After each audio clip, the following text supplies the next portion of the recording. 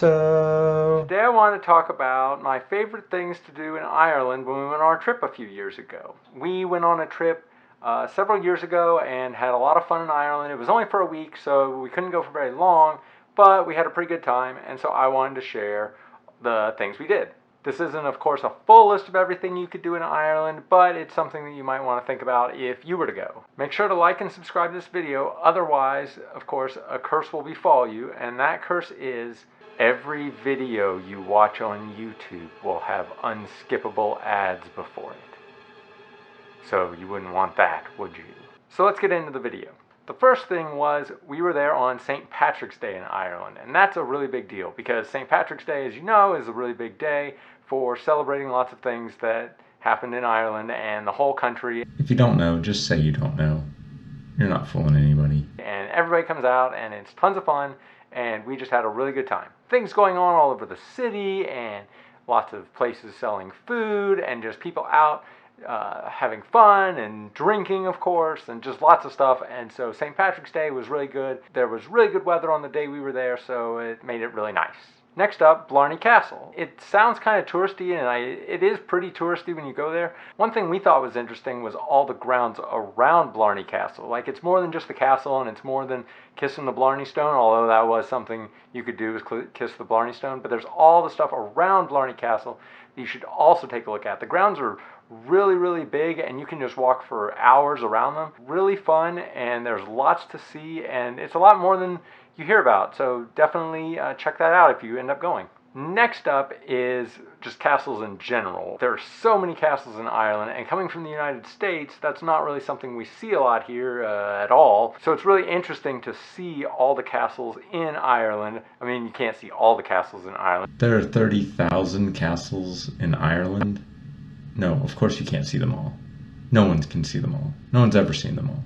But you could see a lot of castles, and it's just really interesting to see. After you've seen, 5, 6, 7 of them, they start to kind of look the same, but there are some unique things about every single one, and so it's always really good to go if you can. Next up, the Waterford Crystal Factory. I know that may be something that, again, sounds pretty touristy, but it was actually really interesting. You got to see all these crystal bowls and things being made and just being carved, and you got to see the whole process. It's a lot more interesting than you might think. So much of the work is done by hand, and so you get to see the people actually doing all of the work by hand. It's not just a factory where things just come down the line and get stamped out and then go on to the next thing. Pretty cool. Definitely worth it. And then they have a really neat showroom where you can see lots of different pieces, and we've picked one up, so make sure to check that out. Next up is the Cliffs of Moher, which is over on the west coast of Ireland. Really interesting. Not a whole lot to do there except walk around and see over the sides, but they're just really breathtaking. It was really windy when we went there,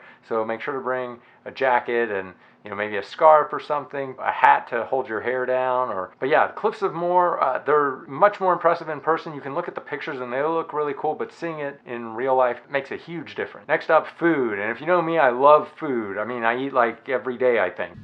Very shocking. The food they had over in Ireland was really good. Pretty simple, like it's not really fancy food, or at least I guess we didn't go someplace for a fancy feast. And of course, the finest food. But I'm not real picky, so it was nice to just have simple food. It was all really fresh. Of course, there's going to be potatoes. Potatoes!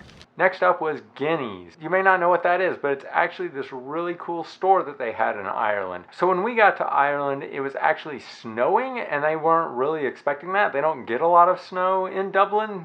Some, but not a lot. And so I think that was something that we weren't expecting, they weren't expecting, and we weren't really prepared for that. We went to Guineas, and I think the expression is, I got it at Guineas. I got a jacket and some gloves, and my wife got a hat, and she still wears the hat, I still wear the gloves, I still wear the jacket. It's really good stuff, and it was actually pretty cheap. I guess maybe a Kohl's or something might be the closest thing I could think of to what we might have in the States here. Guineas, you gotta check it out. Then there's the Roundabouts. The Roundabouts are the little roundabout parts when you're driving, when you go and instead of it being a four-way stop, it's like this little circle that goes. Don't try to explain it if you're very bad at explaining things. I wish we had more of them here. They're not something that you see a lot in the United States, but they were everywhere there, and it seemed like you never really had to stop as much.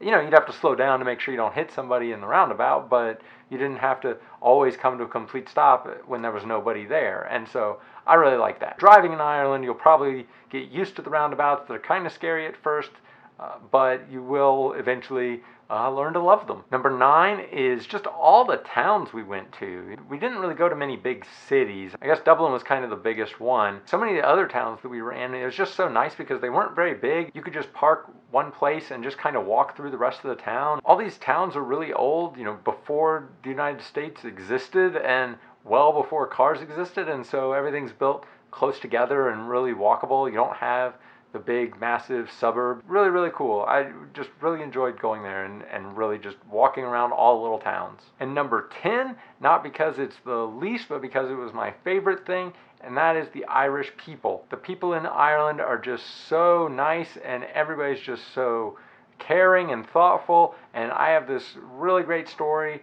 about how I lost my bag on like the first or second night. I didn't know where it had gone, and it turns out that one of the guys working at the parking area, he had found it, and then they found my contact information in the hotel we were staying at and called it, and we got back and everything. And yeah, people just were really, really friendly. So many good stories of all the different people we met. I would say if you want to go there, make sure you're talking to lots of people when you go, because everyone's so friendly. So what do you think? Do you think you might like going to Ireland for these reasons, or were there other things that you'd want to go to Ireland for? Leave a comment down below and tell me what your favorite thing about Ireland is if you've gone, or the thing you'd be looking forward to the most if you were to go. And tell me, do you have like a favorite person from Ireland that you'd like to say a shout out to? Leave a comment down below. I'll see you on the other side. Bye.